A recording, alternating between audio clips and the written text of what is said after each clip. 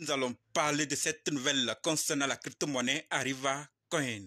Les choses avancent lentement, mais sûrement. Mais je ne sais pas si vous êtes déjà au courant ou pas, mais ne vous inquiétez pas, quand on va en parler tout de suite. Et ce n'est pas tout. Nous allons aussi parler de BRICS, d'accord, de Shiba Inu, de l'université Stanford et Tether. Donc, si toi aussi tu veux en savoir plus sur ces pays, universités et crypto-monnaies, continue. OK? Salut. Ici, c'est la chaîne crypto-monnaie et investissement. Et sur cette chaîne, parlons de deux thèmes, les crypto-monnaies en général et quelques business en particulier. Alors, si ces deux thèmes vous intéressent, n'hésitez pas à cliquer sur s'abonner, activer la cloche de notification pour ne rien rater sur toutes les vidéos d'urgence. Et prenez place, car il y a de la place pour tout le monde, y compris vous, quelle que soit votre position géographique. OK? Mille merci à tous ceux qui sont déjà abonnés, qui mettent des commentaires, qui partagent mes vidéos. Grâce à votre contribution, nous sommes déjà à plus de 7200 abonnés et je vous dis merci du soutien. On va dans le but. Mais oui, ne pas cliquer s'abonner, c'est fait. Ok, c'est parti.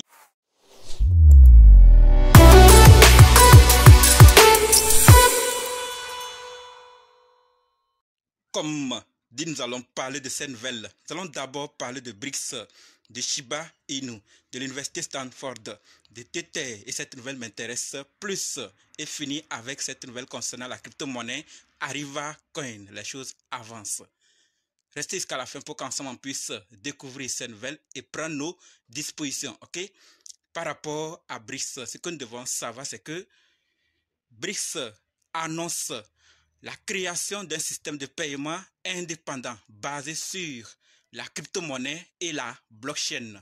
D'accord? Le nouveau système de paiement des BRICS se positionnera comme une option alternative au dollar américain.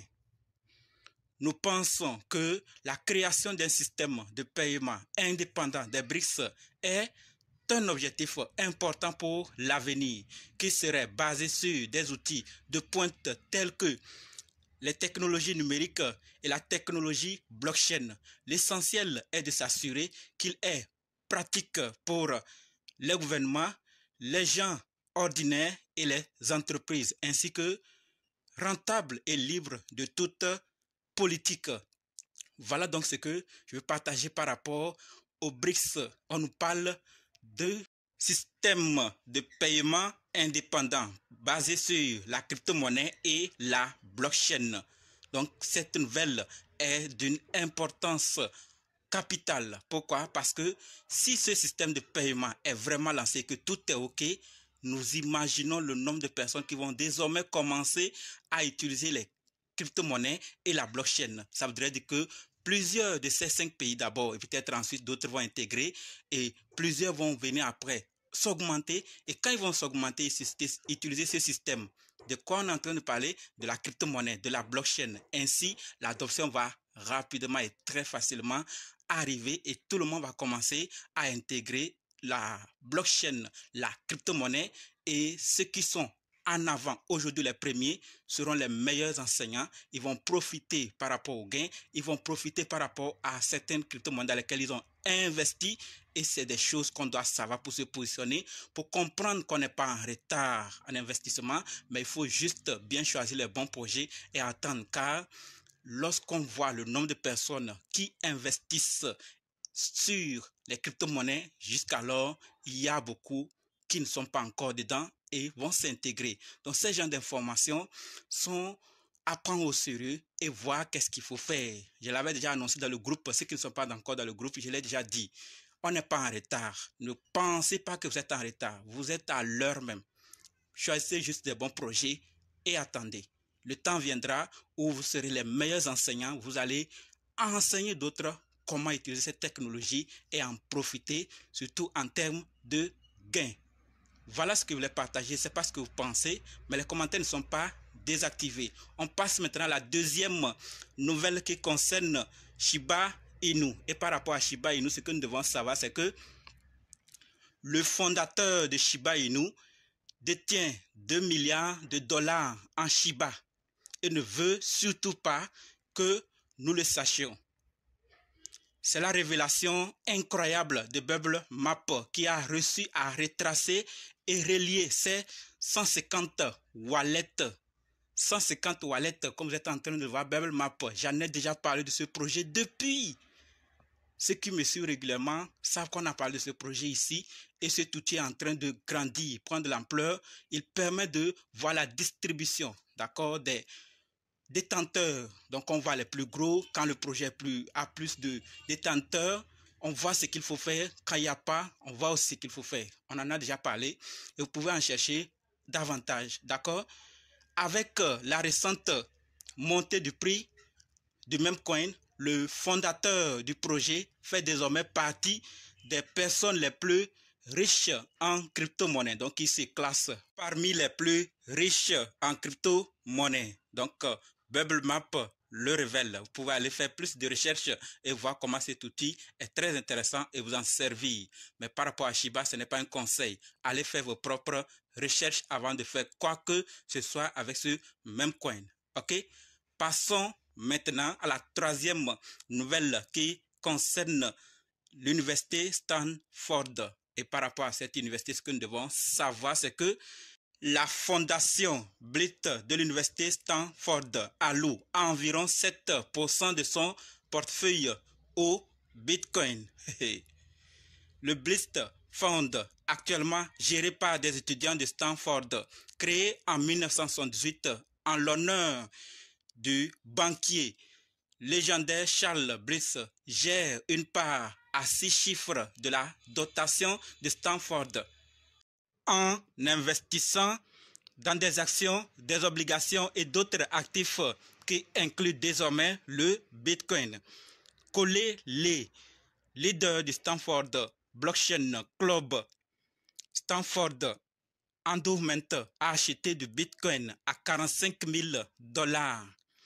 Ces arguments tournaient autour de 3 facteurs clés: les flux entrants des ETF, les cycles du marché des crypto-monnaies et une couverture contre les coasses monétaires et la guerre. Donc ces arguments-là l'ont poussé à investir dans le Bitcoin. Et aujourd'hui, on nous dit que le fonds Blitz de l'université de Stanford alloue environ 7% de son portefeuille au Bitcoin. Personne ne va être dernier maintenant.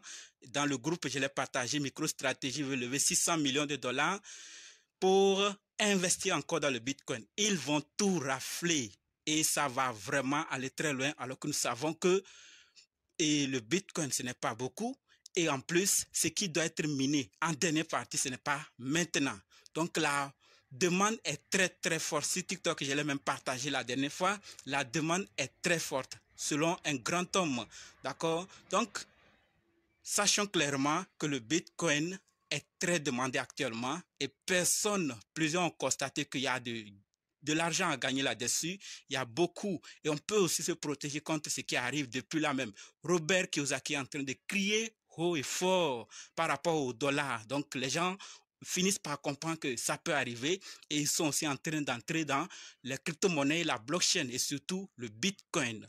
Voilà donc ce que je voulais partager par rapport à l'université de Stanford. Et c'est pas ce que vous pensez, mais on va se retrouver dans les commentaires. Mais avant de se retrouver là, passons maintenant à la quatrième nouvelle. Mais avant d'en parler de la quatrième nouvelle, j'aimerais rappeler à tous que la formation pour être indépendant en crypto-monnaie, trouver facilement ces fois 10, fois 100, fois 1000 et aussi savoir quand entrer et quand sortir en crypto-monnaie est disponible. Si ça vous intéresse, cliquez sur le lien et écrivez-moi pour qu'on puisse commencer. Après, vous intégrer au groupe VIP pour d'autres astuces. D'accord? Parlons maintenant de la quatrième nouvelle qui concerne Tether. Et par rapport à Tether, ce que nous devons savoir, c'est que Tether lance Safe Guarding, d'accord? Guarding, un outil de récupération officiel qui permet de migrer des USDT entre les blockchains. Pour faire face au risque qu'une blockchain ne réponde pas, ne soit pas fiable ou inutilisable, Tether a mis en place un outil de récupération officiel qui peut migrer l'USDT entre les blockchains. D'accord? Les utilisateurs seraient en mesure de vérifier la propriété de leur adresse sur une blockchain qui ne répond pas et une adresse de destinataire sur une autre blockchain prise en charge et Tether transférera l'USDT entre C'est une bonne nouvelle, n'est-ce pas? Donc, c'est désormais possible avec cet outil, d'accord, de Tether qui lance cela, Safeguarding, un outil de récupération officiel qui permet de migrer des USDT entre les blockchains. Donc, ça nous permettra enfin, donc, si une blockchain ne répond plus, elle n'est plus utilisable, qu'on puisse facilement transférer et avoir des USDT correspondant sur une autre blockchain qui fonctionne très bien. Voilà ce que je voulais partager par rapport à Tether. Je ne sais pas ce que vous pensez, mais terminons avec la dernière nouvelle qui concerne Arriva Coin. Et par rapport à Arriva Coin, ce que nous devons savoir, c'est que Arriva montre comment connecter le MetaMask à Arriva World. Téléchargez l'application Arriva World sur l'Apple Store ou Google Play Store et réservez votre voyage en toute simplicité. Ça fait une fois que je parle du projet Arriva Coin. Il se construit lentement et nous le voyons tous. Plusieurs ont crié sur Shiba Inu, Floki, Baby Doge, Arriva même. Mais depuis que ces projets ont haussé un peu, personne n'en parle plus. Mais depuis là, les gens criaient que c'est fini pour ces projets, ils ne vont plus donner, leur temps est terminé. Voilà les mêmes personnes qui sont en train de se réjouir maintenant. Pendant qu'ils vous parlent en disant ce qu'ils veulent sur le projet, eux, ils sont en train d'investir. Vous êtes dans le calme en les écoutant en disant « Ah oui, les projets, là, il n'y a rien. » Mais en réalité, dans le fond, ils ont ces projets dans leur wallet. Mais viennent en face vous dire le contraire. À vous de voir, je l'ai déjà dit hier, ce que vous écoutez et qu'est-ce que vous faites quand vous écoutez, ça dépendra de vous. Sinon ici, sur la chaîne Crypto-Monnaie Investissement, on observe ce que l'équipe fait avec le projet. Si tout avance, même si le prix n'avance pas pour le moment, on les accorde le temps nécessaire, pas longtemps, mais on les observe en apportant notre part pour qu'ils puissent arriver au bon port et que nous tous nous puissions nous en réjouir. D'accord? Les fondamentaux d'abord et après, tout s'en suivra. Observons bien ce projet Arriva et à vous de voir ce que vous écoutez et ce que vous faites. Sinon, faites vos propres recherches encore sur ce projet et vous allez voir qu'il y a des projets dans l'écosystème qui méritent d'être soutenus et ensuite voir nous tous les résultats. Ça, c'est ce que je pense. Je ne sais pas ce que vous pensez par rapport à ce projet, mais sachez que l'équipe nous montre comment connecter MetaMask à Arriva World pour faciliter les choses. Allez vérifier et voir comment ça fonctionne également. Et merci d'avoir suivi jusqu'ici. C'est ce que je voulais partager avec vous. Les commentaires ne sont pas désactivés. On se donne maintenant rendez-vous dans d'autres vidéos et dans les commentaires. N'oubliez pas de nous rejoindre sur Telegram, WhatsApp.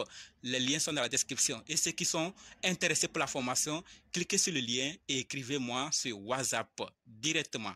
Merci.